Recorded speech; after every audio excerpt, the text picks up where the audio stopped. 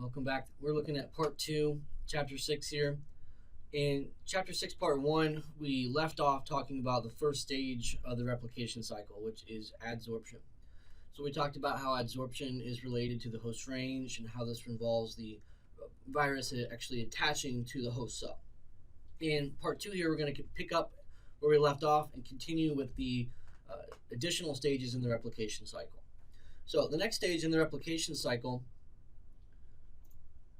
involves what's called the penetration stage, and that is immediately followed by uncoating.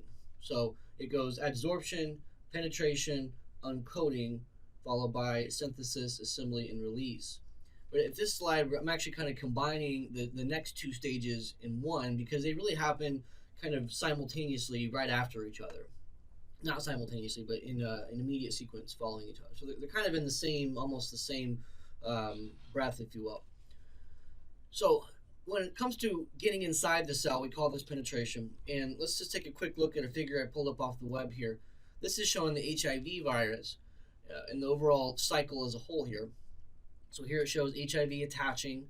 It shows then HIV starting to come in the cell, which is the penetration stage. So in this case, we're looking at how the virus is kind of fusing with the cell. And the envelope here, this is an envelope virus, is actually going to merge with the membrane of the cell. And the two are going to kind of fuse together, and that's actually going to release the capsid held inside of the envelope. It's going to release the capsid into the cell here. And then we'll look at the next stage is actually right after that. Right here is show the uncoating stage. So we're showing penetration, and then uncoating is actually the breakdown of the capsid, releasing the viral nucleic acids. In this case, it is an RNA virus. Here's another figure showing a very similar, slightly different process. So another envelope virus is being engulfed by the cell and actually wrapped in a membrane as it comes inside. So it's actually coated. It says here coated vesicle, and then that coating has to then be released, which involves the release of the capsid, which then releases the RNA, in this case an RNA virus again, after it's uncoating. So there are two slightly different variations of this, but in both cases the virus is attaching, being brought into the cell, and then releasing the capsid in the RNA or DNA nucleic acids into the cell. That then transitions into the synthesis followed by assembly.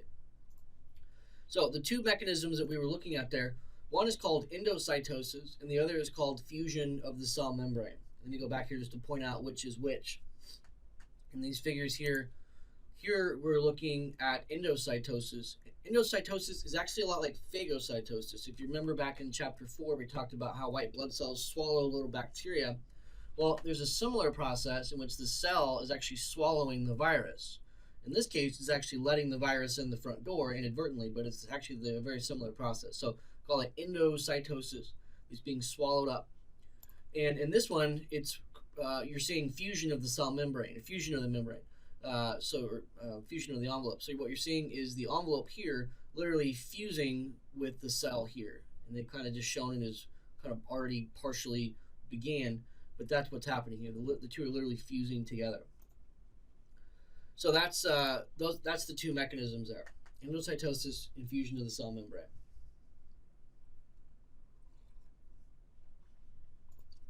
Here's a figure out of the textbook showing the same things in a similar way.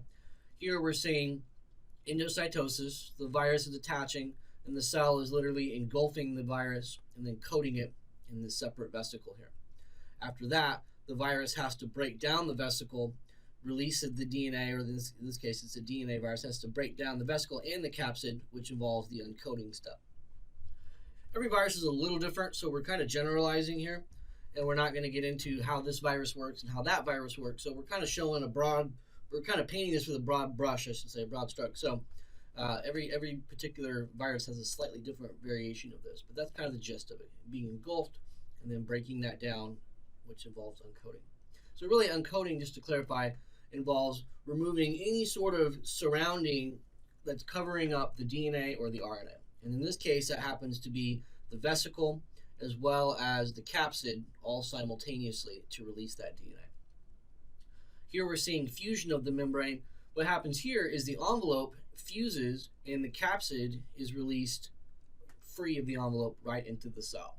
So as the virus comes in, it's losing its envelope. And then the capsid breaks down. In this case, it's showing RNA. RNA is released into the cell. So those are the two mechanisms there. I'm not going to have you write an essay about this, but I will have you, most likely I'll show an image of this here, one of these two. I'll ask you which is being shown, so be able to recognize it from this figure here, and also recognize the description of each and what's happening. Now, synthesis follows immediately after the uncoding stage, and in a sense, this involves the virus converting the DNA or its RNA into viral protein, as well as replication of the DNA or the RNA. So there's a lot here, and being a kind of only an introduction to the viruses, this part as well as the assembly, we're going to keep very brief. So all I really want you to know here is that there's really two things happening. One is the DNA or the RNA, depending on what kind of virus it is. Remember, there's DNA viruses and there's RNA viruses, and they're one or the other. So if it's a DNA virus, then the DNA is being replicated, and if it's an RNA virus, the RNA is being replicated. It does this by using the host cell's own replication enzymes. And what ends up happening is the virus basically hijacks that machinery to make its own copies in a case where normally that machinery, quote unquote, will be used to copy the cell's own DNA. So it's kind of hijacking DNA and RNA replication machinery to use for viral purposes. So that's one thing. The other thing then is that the information in the DNA or the RNA, remember DNA and RNA contains information for how to make protein, that is then being converted into viral proteins. So if you refer back to the central dogma diagram I gave in the part 1, it shows how DNA is converted into protein. In this case, the virus is making its own protein, which largely make up the capsid, and that will go on to help create a new virus. Okay. The next stage is the assembly. Assembly essentially involves the formation of the capsid, which involves individual capsomers. So another topic from chapter 6, part 1, remember that capsomers are the building blocks of the capsid. And the way these work is that the capsomers will literally spontaneously form to create a capsid. Here's a figure showing some of the individual capsomers of an icosahedron virus. So what they're showing here is how all these here are individual capsomers, and how these can all form into, this is kind of a top-down view of an icosahedron capsid. Not real obvious from this picture here, but that's what that's attempting to show. So here are the individual capsomers. And what this is trying to show is how they have a geometry that literally allows them to spontaneously form this capsid, in this case, icosahedron. So whether that makes full sense or not, I'm not sure. What you really need to know here is that the assembly involves formation of the capsid through the spontaneous assembly of the capsomers. So really the protein mostly makes up the capsid. Okay, so that takes place somewhat spontaneously, and that then allows the virus to begin the formation into a mature virus, which will follow by the last stage, which is the release. What you're looking at here, this is a real microscope image of an infected cell that contains thousands and thousands of small little viral particles. So this, at one point, was the nucleus of the cell. It's been largely distorted, and the cell is being destroyed from the inside out. And the reason I show this figure is because I want to emphasize that the assembly is not a perfect process. So when I say the virus capsomers spontaneously arrange into viral capsids, as it says here in the second paragraph, this is an imperfect process. There's a lot of trial and error, so to speak, and a lot of capsids that don't form, or a lot of capsomers that don't fully form a capsid. So what you're looking at here is a lot of waste left behind from capsids that didn't fully form, or capsomers that didn't actually manifest into a capsid.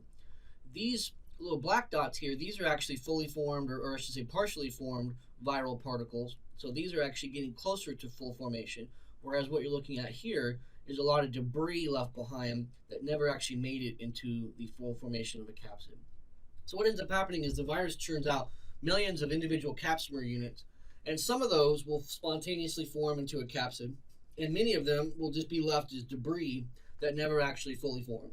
So it's a very imperfect process. And ultimately what the virus is doing is playing a numbers game. If it puts out enough particles eventually some of those will form a virus, and that's all that really matters. Whether the percentage is 1% or 0.1%, as long as it ends up forming a couple viruses that can exit the cell and go on to infect a new cell, then it's successful. And that's kind of what you're looking at here, is all of the waste left behind from viral particles that didn't actually form, and a small handful here that actually have. So that's kind of the assembly in a nutshell there. So synthesis, making the protein, copying the DNA and the RNA, assembly, spontaneous formation of that, and then the last stage involves some of the release here. In fact, one more slide here is actually showing another part of the assembly for the envelope viruses. One of the things that happens with the envelope is that the envelope, if you remember from chapter 6, part 1, envelope actually comes from the host cell that's being infected. So in order for that to work, what has to happen is once the capsid is formed, as this here is showing the capsid, also referred to as the nucleocapsid. Capsid lines itself next to the membrane of the host, along with some of the viral proteins that are also assembled into the membrane. So part of the envelope involves creating the spikes that get laid down in the cell membrane, as well as the capsid attaching to those spikes on the bottom side of the envelope. And then in the next stage, we're going to see how this actually buds outward and pinches out, becoming a new viral envelope. So in the envelope, you have an extra step in which the viral capsid attaches to the membrane, which is going to be pinched off to become the envelope. Okay, so that's where it leads into the next stage, which is the release. So when it comes to the actual final step in the cycle, releasing the mature viruses, there's essentially two ways that this can happen. For envelope viruses, they always exit through what's called exocytosis, or what's also referred to as budding. And just to clarify, exocytosis is the exact opposite, essentially, of endocytosis, this word here, which is what you're looking at in this stage here, endocytosis. So exocytosis is, in this sense, as I just mentioned, the capsid is assembled along with the viral spikes here. All of this is part of the assembly stage, and they're being laid down in the cell envelope. The capsid attaches on the bottom side, and then the release involves the virus being pushed outward and the envelope being sealed or formed around that virus. So once again, the envelope actually comes from the host membrane. That's what you're looking at here. Viral spikes get incorporated during assembly, and the release involves pinching that off and sealing that around the viral capsid to now become a fully formed envelope virus. So that's called exocytosis. Now, this is exclusively how envelope viruses release. And this is how they get their envelope. They get it from the host cell during the release stage. Naked viruses and complex viruses, like bacteriophages, they release through a different process called lysis of the host cell. Lysis is a term that involves rupturing, popping, splitting, bursting. There's a lot of different ways that you can kind of describe that, but essentially it means to rupture, to pop open. And in this case, you're seeing here, this is actually a real microscope image. What you're looking at is what's left of a cell that's been popped open during the release stage of a virus. Here's another figure. I'll come right back to that slide. Here's another figure showing, this is an illustration, but showing the same thing. Here's a host cell that's being lysed open, and these little complex bacteriophage viruses are all bursting out. Another one here, not as obvious, but this cell is being ruptured as the bacteriophage viruses release as well. So essentially, they can bud out with their envelope, or naked and complex viruses, they just pop the cell open and they release that way. So this is a few more notes about exocytosis, unique to envelope viruses, as I mentioned. Capsid attaches into the spikes embedded in the membrane and then pinches outward. And this is what creates the viral envelope. And that is essentially where the envelope comes from the host cell membrane during the release process.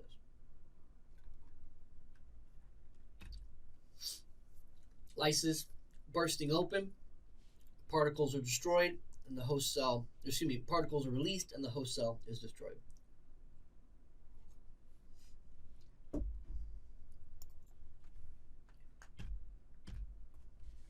Now, what we're going to get into next is some of the damage that is caused by viruses. But just to give it kind of a little heads up on one of the things I'm going to mention here. as it's obvious from this picture here, during a lysis release, the host cell is going to be destroyed. And this says right here. So lysis clearly involves the destruction of the host cell upon release. And so it's fairly obvious that that's going to damage the host cell. This is one of the things that causes damage when a virus infects a living thing. The release stage involves the destruction of the cell in this particular example. The truth, however, is exocytosis in the budding also causes damage in a slightly different way, maybe not quite as obvious. Here's another two figures showing lysis here and then budding. What budding does, the damage from budding comes from a slow depletion of the host cell membrane. So every time the virus exits, every time a single virus exits, it takes a little piece of the membrane with it. And the next virus takes a little bit more of the membrane, and then a little more, and every time a virus exits, a little bit more of the host cell membrane is being taken with it. Now, in many cases, a single virus can enter the cell. One virus comes in, and it can literally make up to 1 million copies of itself. It may only be 10,000, it could be 100,000, it could be up to 1 million. Again, different viruses, different rates of replication. But the idea is every time a little piece of the membrane gets taken with it. And so if the virus just keeps taking little pieces upon exiting, what eventually happens is the host cell membrane just starts to collapse and deteriorate literally from within. And that is another way that viruses cause damage. It's just by depleting the membrane, by taking little bits and bits and bits and bits. It's not as obvious as the lysis, which is one big boom and pops it open, but it can be equally damaging and in some cases worse depending on the context. I mean, really both are bad, so I shouldn't say it's worse, but it can be equally as bad, although not nearly as obvious. So this here is showing a close-up view of, this is a real microscope image showing viruses exiting here through exocytosis. Over here, this image is showing some of the damage that's caused to the membrane. The membrane here should be nice and smooth, have a nice kind of round curvature to it, and instead we see a lot of these almost like a crater-like shape, almost like a rocky surface, and that is a result of the viral release from the cell. That is not what we should be seeing. We should be seeing a nice smooth context to that. So you can kind of see in this figure, although it's probably not really obvious, you can see some of this damage caused by the virus here. All this rough surface is very, very abnormal. I've got some more figures here I'll show you. Let me just skip ahead, I'll come right back. Here's another figure showing the same thing. This is lung tissue, and these are your alveolar sacs here where your oxygen exchange and CO2 exchange takes place. And these are real nice and large, lots of surface area here. There's the cell tissue around that. And so this is normal lung tissue. Viral infection, in this case, has led to the exocytosis, and the cells just start to deplete and crumble in and get smaller and distorted. And what that's done here is it's created less and less air space, or less and less alveolar space, surface area, I should say, where oxygen exchange can take place. So you're kind of seeing here the kind of inward crumbling of these cells as a result of exocytosis. So you can kind of see that fairly well in this picture. Normal lung tissue, viral infected tissue. This comes from what's called the RSV virus. Okay, so we'll come back to that one here in a second. So that's where we're kind of starting into the damage to the host cell. So essentially, damage comes from a variety of things. As I just mentioned, exiting is one of the most obvious. Either popping the cell or depleting the membrane can both cause damage. The truth is, not every virus causes the same amount of damage. Some viruses are virtually harmless, and some viruses are extremely deadly. And the difference often comes down to the rate of replication and the rate of release. That's one of the biggest factors that determines the damage a virus will cause. There are certainly other factors, but as a very kind of general, consistent part of that is the rate of replication and the rate of release. If a virus replicates very slowly and releases very slowly, especially if it is an exocytosis process or an envelope virus that's budding out, then it's possible that the virus could replicate and release so slowly that the cell can actually repair itself during that release phase. So it's possible that damage can be very minimal if the replication and the release is slow. If that replication is very fast and rapid, then the damage outpaces any kind of form of repair. So that's a really big factor in the difference of damage. One of the most deadly viruses of all time was the 1918 influenza virus, sometimes called the Spanish flu. It was actually a flu virus, just like the same flu that goes around each year here in the U.S. and around the world. I shouldn't say just like it, but it was actually the same strain. It was an influenza, just like influenza A and B that people pick up almost yearly. The difference with that, and the reason why it was so deadly, was that it killed, the reason it killed, it was so deadly, was because of the fast replication rates. It was one of the fastest known replicating viruses. And it literally replicated so fast it would just outpace people's immune system. Normally, your immune system suppresses a virus faster than the virus replicates. And there's kind of this game when you start to get infected. There's kind of this chess match between the virus and your immune system. And 99.99% of the time, the immune system wins. It's just far superior to most viruses. Most viruses just don't have a chance against a healthy immune system. It's just not even a fair match. Every once in a while, you get a virus that is a superior match to our immune system. And there's, not everybody's immune system is the same. There's different genetics, and they've actually shown that people who died from that virus had a slightly different immune system. I wouldn't say it was inferior, but the virus actually kind of had an advantage based on your genetic component. And so the idea is that in that particular case, it replicated so fast that in a lot of people, their immune system just couldn't keep up. And that was the difference between life and death, unfortunately, for them. Okay, now, release is a big factor. Some viruses go dormant. They don't all go directly into synthesis and assembly right away. So sometimes they go from the adsorption to the penetration and uncoating and then go dormant before they go right into synthesis and then assembly. So the rate of progression through each step is not equal. The release is not equal. And all of these things are factors in how damaging that the virus can basically be. Some of the terms that they use to apply in the discussion of viral damage, one is called a cytopathic effect. Cytopathic effect. CPEs is the acronym for that. And CPE is a term that refers to any sort of damage that can be seen with a microscope, a basic light microscope. So a very simple microscope, sort of put. So while you can't see viruses with a microscope, I mentioned that back in part 1, viruses are too small to be seen with even a general microscope. They're just way too small. You would need a very, very high-powered resolution, high-powered, what's called an electron microscope to see viruses, which is not something that you would find in a doctor's office, not something you would find even in a basic college in most cases. So very, very advanced microscopy to see a virus, which is where we get some of the images I've shown you. But what you can see is you can see the damage that they leave behind after they are replicating. So that's what this term is referring to. So some of the damage would include things like disorientation of the cells. They can literally start to become rearranged, start to look out of sequence with each other. Cell shape, they can see a size and the shape. The cells can become distorted. Can I mention as the membrane can become depleted, they can change shape and size. And even inside the cell, you can see some of the damage that results from the synthesis and the assembly.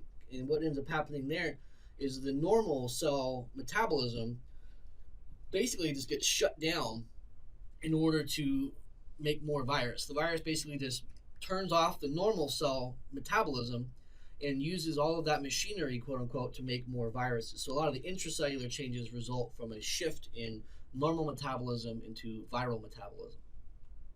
One of the terms that they usually apply to the intracellular changes are called inclusion bodies. And inclusion bodies in this case are in reference to some of the mass of viral particles that you see inside of the cell. This also can refer to some of the damaged cellular organelles that can also result. So cytopathic effects is a very broad term referencing any visual induced damage to the cells that you can see with the microscope. Inclusion bodies are a specific example of little masses of viral particles left after viral replication. Another example of a CPE, a common one, is called syncytia. Sometimes I'm never quite sure how to pronounce some of these. Syncytia, I've heard it pronounced both ways. Syncytia. Syncytia, I'll say syncytia, is a scenario where you've got exocytosis taking place. And it's also a scenario where you've got tissue where cells stacked up next to each other. So you've got lots of cells right on top of each other. Exocytosis takes place, and causes two cells right next to each other to kind of fuse together. As the membranes start to break down because of the exocytosis, the membranes literally just kind of fuse together and start to mangle the shape into some sort of very, very unusual disorientated look. And that's called syncytia. Here's a figure showing what that would look like in the wake of an infection. This is right out of the textbook. Kind of hard to see what the normal would look like. I guess here's a normal cell. And over here, so here's one particular cell, and over here they're showing the result of this syncytia, in which you've got all these cells kind of fused together in one big chunk. And the most obvious telltale sign of that are where you see multiple nuclei all fused together. So if you look over here, this nuclei is surrounded by its own cell membrane. Here's another normal cell here. You can kind of see it's got its own boundary, and each cell kind of has its own special membrane as it normally would. Over here, you've got a big chunk of cells that have all been fused together as the membranes kind of melt or fuse together as a result of this exocytosis. So this directly results from exocytosis, in which cells are right next to each other and they fuse together. One particular virus that's especially common in young children, called RSV, stands for respiratory syncytia virus. This is named for the effect that it actually has. So this is what's actually happening in the lung tissue of an infected individual. Adults can get this virus, but the immune system of an adult is usually competent enough to suppress the virus before it ever becomes an issue. So it's usually more of an issue in young children who don't yet have a fully competent immune system. And this is that figure I was showing you earlier, and the effect here can be seen where these cells kind of fuse together and create this larger disorientated mass that no longer looks correct in reference to the normal lung tissue here.